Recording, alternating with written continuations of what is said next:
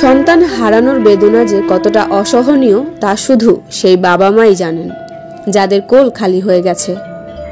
কষ্ট শব্দটি ছোট হলেও এর গভীরতা অসীম, আর সেই অসীম কষ্টই আজ বয়ে বেড়াচ্ছেন গলাচিপা সদর ইউনিয়নের উত্তর পখিয়ার বাসিন্দা মিরাজ হাওলাদার ও তার স্ত্রী। 4 বছরের একমাত্র কন্যা আসিয়া আজ সকাল 9টায় পুকুরের পানিতে ডুবে না ফেরার দেশে চলে গেছে। শিশু আসিয়ার মৃত্যু যেন পুরো গ্রামকে স্তব্ধ করে দিয়েছে।